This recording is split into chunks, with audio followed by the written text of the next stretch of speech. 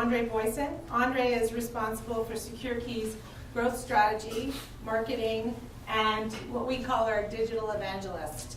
Prior to joining SecureKey, Andre was the co-founder and chief technology officer for 724 Solutions. He was also what we call the top 40 under 40 in Canada. So I won't go into too much more, but Andre, welcome, and the mic is yours. Thanks, Heather. So thanks everybody for coming today. To hear, I really got to thank you for making my job very tough. I kind of feel like I've been asked to give a lecture on art building and no one's sitting in the front row. So the second problem is he's just giving a lecture about how hard it is to build arcs. So I'm going to go ahead and try and talk about what we think is a good user-centric model to move the ball ahead though. So I think the real question I want to try and answer is actually what I heard to hear say actually is that if we're going to solve those problems, it's going to be a group effort. It's not going to be done by any single magic corporation. It's going to be a group effort to make this really work at scale. So I want to try and present a model today to try and show how that might work. So if you want to understand what's happening on the internet, I think as Tahir said, you've got to kind of understand the journey that's happening in user space. So in user space, the challenge is that today the entire internet is based on static passwords.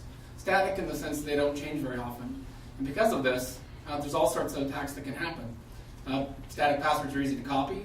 There's no smoking gun pointing to the fact that they've been copied. And it's very difficult to trace and expose when these attacks happen. So what Heartbleed kind of says is that even when the user does everything right, they're still vulnerable. Even if I have perfect internet hygiene, I do all the crazy things I'm supposed to do, even when I do all those things, I still have an exposure as a user.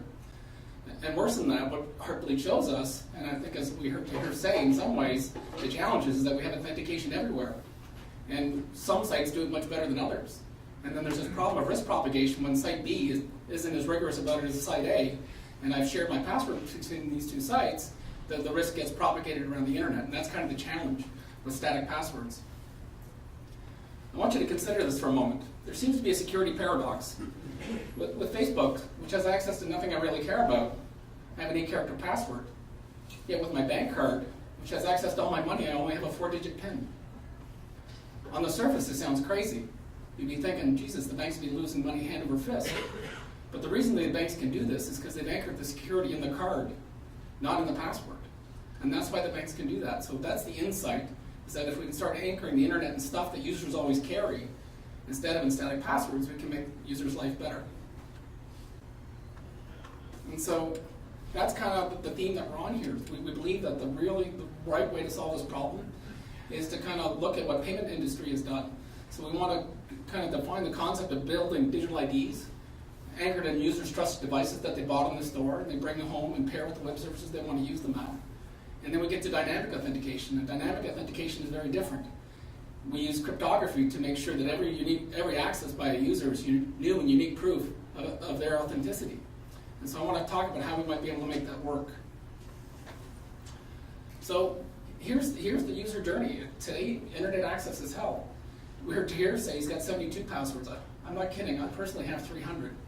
200 are mine, and 100 for my wife and my kids. So I manage all of their user IDs and passwords too. I do that because invariably when they get locked out, I'm the one who has to solve it. So I just took over managing them in the first instance. So I've got 300 of these darn things. And so I looked up the definition of purgatory on the internet. Turns out the definition of purgatory is the state of place of purification or temporary punishment. And when you think about it, that's exactly what happens to me every time I try to get into a website. I either know the password and it's ding, ding, ding, or I'm in some sort of recovery hell trying to get access to the thing that's supposed to be easy. And so if you hate passwords, I'm here to tell you that multi-factor hell is coming and it's going to be much worse. Okay? So I've got SMS messages. Twitter, Facebook, and Apple all like to send me SMS messages on my phone. And I've got Google. Google and Evernote both use Google Authenticator to send me a one-time password and an app on my phone. I use LastPass to manage those 300 passwords. They like to use an app called Twofer. And then I've got PayPal, which I love. I use my Ubico key inside my computer when I want to get access to PayPal. And there's a new web service I just joined that wants me to look in the camera and say boo every time I go in there. So I've got 300 CIOs in my life, all making up different ways to authenticate me. And I don't know what tricks I'm supposed to pay attention to and which ones are trying to get me out of, trick me out of access to my own stuff. So this is kind of the problem, is we can't continue with this segregated model that Tahir talked about. As much as you hate having 72 passwords, you're going to hate configuring 72 authentication doodads for all these places that you want to go. So that's not going to work. But it's not for nothing that web services are doing this. The reason they're doing this is because they're trying to protect access to the services that you want to get to. And from the web server's point of view, the challenge they've got is they've got 100 people running on saying, my name is Andre Boyson. And they don't know who's Andre Boyson and who's a sock puppet. So that's the reason they're doing all this crazy security stuff, is they're trying to keep the data safe. They're trying to protect you. The challenge in the course of doing it is they've made it hard for you and easy for crooks. And we've got to invert the model. We've got to make it easy for users and hard for crooks. So we've got to invert the model. But the question is, how are we going to get there? It turns out that for some services in your password list, this is actually even a tougher problem. The first 10 passwords in my password list are pretty easy. My bank, my social login, my email, I use those all the time. Those aren't an issue for me at all. But it's the places at the end of my password list, the ones that are in the 10th percentile or lack quartile, there's a real issue. Government kind of falls in this category. We all want government to serve us online. We wish they would do that. And we kind of say things like, well, why doesn't the government get the internet? But the challenge for the government is this.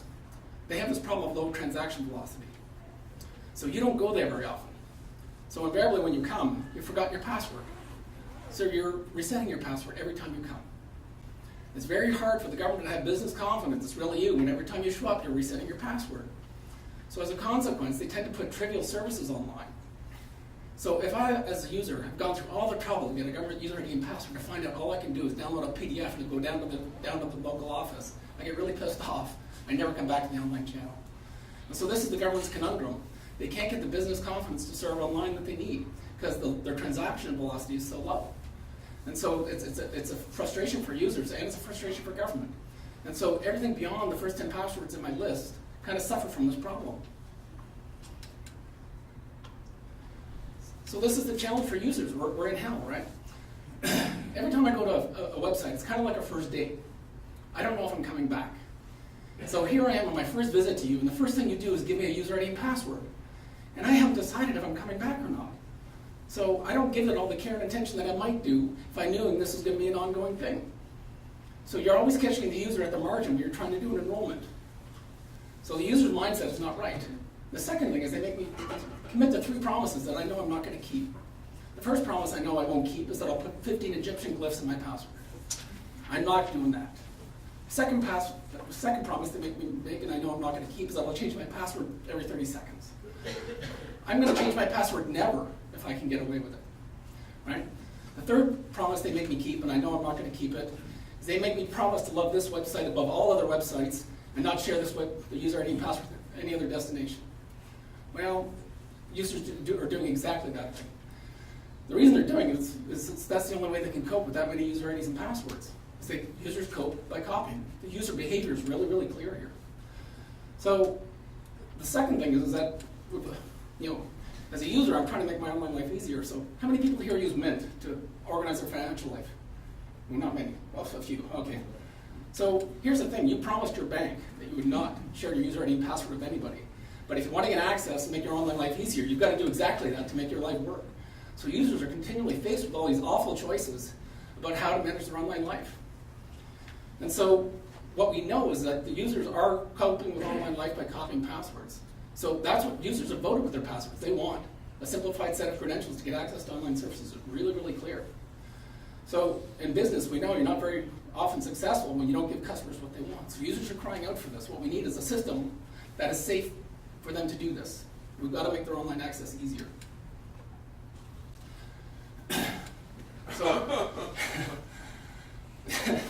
So knowledge-based questions. It's funny. I've gone through all the trouble to make my 300 user IDs and passwords unique.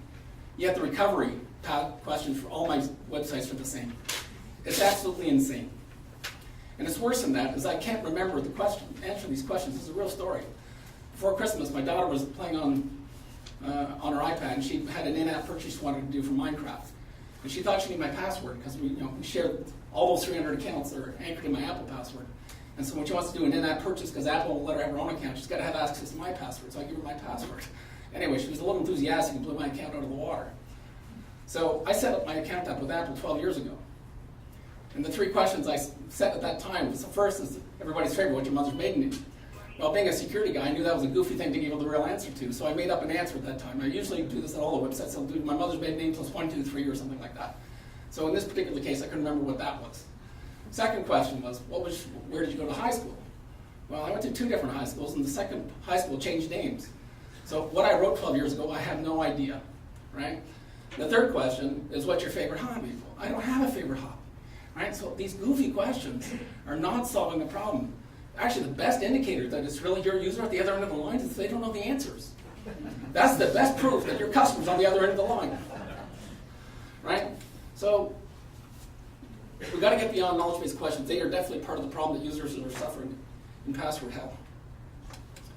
So let's think about this. Street ID is the stuff you carry in your wallet, your cards, your phone. This is all part of stuff we use for accomplishing online tasks every day.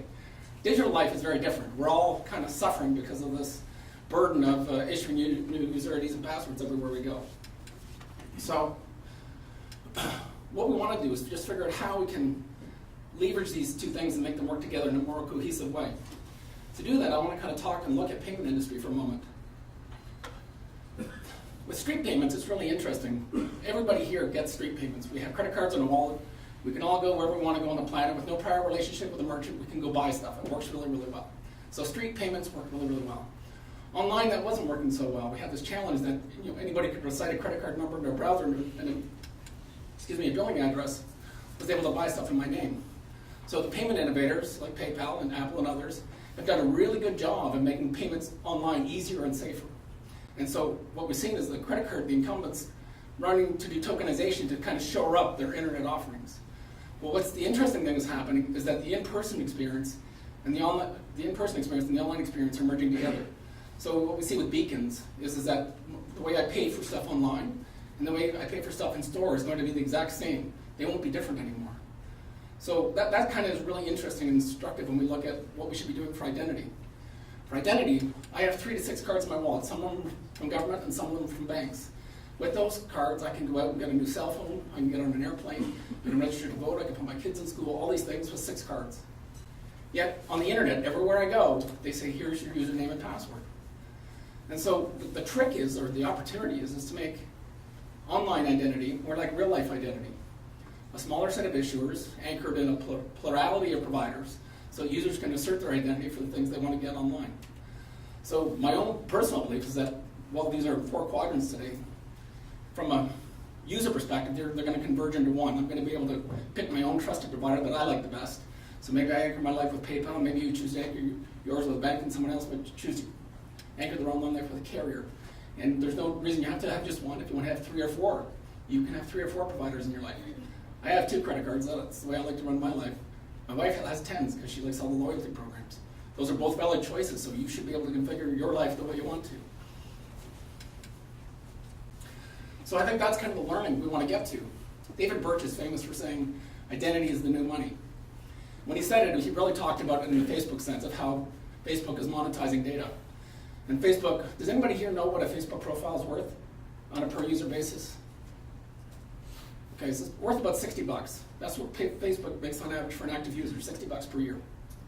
So your identity data is worth money. That's how they monetize your account and give you the free service. But I think it's also instructive to think about identity as money in a different way.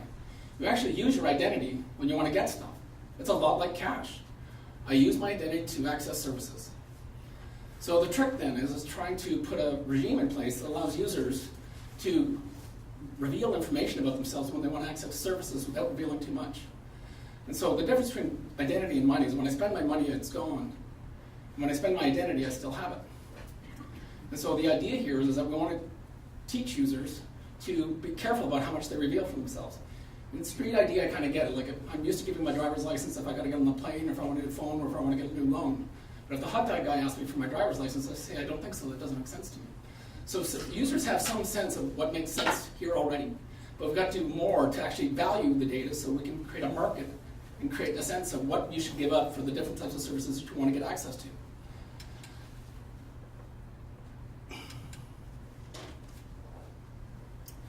So this is the idea. My own personal belief is that there's not going to be an Uber corporation at the end that runs identity for the planet. Today, identity is a public-private partnership. You have cards from government and cards from the private sector in your wallet to allow you to manage your online identity and your in-person identity. My own strong belief is that's going to continue. And so the trick is finding a mechanism and standards for all of these players to collaborate so that users can get access to the things they want to get both online and in person. So I just want to talk about the service that we've got going in Canada as an example of how this might work. So we have a service that's been running in Canada now for 2 years called SecureKey Concierge. And the concept here is rather than Canadians having to get a special purpose user ID and password for every government service they want to access, they can choose, if they want to use their bank account to get there instead. So the service has been running for 2 years, it's been very, very successful. And so these are some of the largest banks in Canada that are anchoring the service. So when I want to get to our IRS, I go over to IRS and say, hey, I want to get in. They give me 2 choices. I can use my special purpose IRS account if I want to, or if I choose to, I can use my bank account. And if I use my bank account, I redirect it over to my bank, and I access my bank the same way I would for everyday online banking.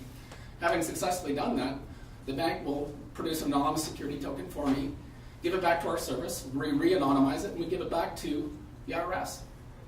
So IRS is in 1 of 2 states then. If they've seen it before, they say, hey, Andre, welcome back. Good to see you again. How can we help today? If it's the first time they've seen it, they kind of know it's an enrollment. And they do the exact same thing as if they were issuing their own user ID and password. And so here what we've done is create an anonymous authentication service that allows users to use something they have already to present for service, so it's easy for the user, low cost for government, with a high business assurance. So we heard here talking about the importance of matching the assurance levels between providers and subscribers of credentials. And this is a service that does that very well. The enrollment process for banks is a regulated process, and it's done to a global standard. And this definitely meets the requirements of what government needs for delivering services online. So I just want to talk about another story that's in the news yesterday. This is out of Wall Street Journal. So Facebook, Google are facing backlash over logins. The essence of the article said this, is that while users, 20% of users and web services are kind of comfortable using social logins on multiple sites, there's an inherent distrust. They feel that these web properties are inherently taking advantage of both the web service and users, and they're not comfortable with the trades that they're making. So what they're seeing is that social login is kind of peaked in terms of how far it will go. So right at a point in time, my own belief is that it's going to continue and it can be successful, but the formula is not quite right yet for all the users. So with some innovation, I think this will continue. So what does right look like? Well, right looks like making sure that you get the privacy story right. So that's one element that's missing, and that's what's the primary complaint of users and businesses in that Wall Street Journal article is the privacy mix isn't quite right. And so the service that I just talked about in Government of Canada is delivered on a triple blind basis. What that says is when I use my bank account to get to government, government doesn't know my bank details or what bank I came from. In reverse, the bank doesn't know what my government destination is and what service I'm trying to access. And our service, which operates as a federation or a hub in the middle, like a payment network, we don't know who you are. And so none of the transaction participants has a complete picture of the user journey. And as a consequence, we can deliver a service that's very, very high business assurance, very, very good confidence for government because it's got a high velocity credential now, but it allows the user to keep their data private. So that's kind of, I don't have time to talk about the second one today. We'll maybe do that in a future talk. So this is kind of what the federation model is all about. I want to talk about this from a user perspective and a web service perspective. From a user perspective, each of us here has a debit card from our favorite bank. All different banks, lots of different players. Each one of us in the room could fly over to London right now and take money out of Barclays, take 100 pounds out. All of us can do that. As a user, I kind of get Barclays is not getting a permanent attachment to my bank account back home. So users have a notion of how these payment networks work. So lots of plurality, lots of choice for how this can get done. Let's look about the situation reversed from a web service point of view.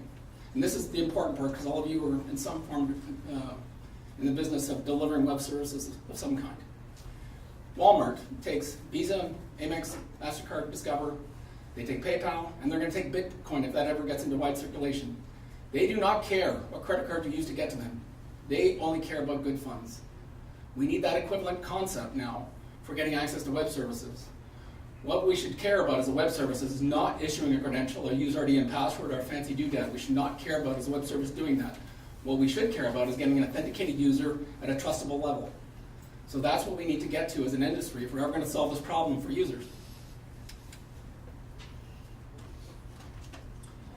And so that's what this idea is about, is that I should be able to anchor my digital ID in a trusted provider that I like, and each of you can make your own trusted choices of providers that you like.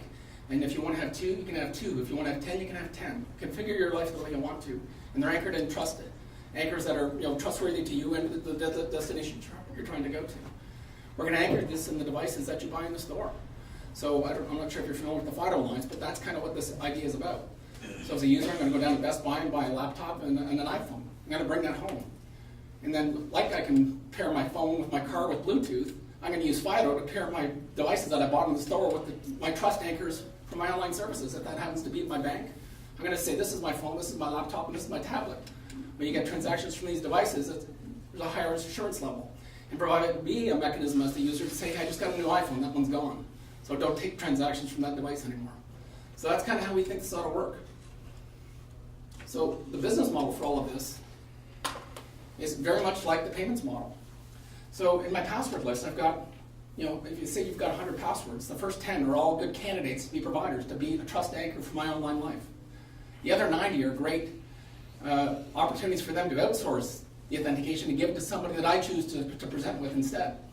So as a credential provider, I'm getting, if I choose to make my credential open so my user can get to multiple destinations, I'm going to be in a position where I'm going to get a new revenue stream and have more trust with my customer. So you get paid when I, the user, use my credential in multiple places, you're going to get paid. So as a provider, that makes a lot of sense. As a subscriber, as a web service in the 90 part of my password list, your business confidence is going to be higher than you would ever have if you ever issued a credential on your own. And so you're going to get the benefits of having a high velocity credential despite that you have a low velocity service. So the consequence of that is your transaction velocity is going to increase as well. And you're going to be able to offer more meaningful services as a consequence of doing this. And the last part of it is we can actually help take your costs down. So that's kind of what this federation model is all about. Oops, and there's, that got clobbered. So the basic message here is that we want the call to action is to get, as a web service, stop issuing credentials, stop issuing user IDs and passwords. Get out of the credential issuance business, get in the credential acceptance business. So that you have 2 choices there. If you're a high velocity credential, you're well situated to help your customer and get paid for doing it. If you're a low velocity credential, you're better served both for your user and for your own business service by subscribing to a credential that I want to present with as a user. And so that's kind of how we think this, as a community, we can get together with lots of providers to build a better service so that we can, as an industry, solve this problem for users with how they want to present for service. And that's it for my talk, so thank you.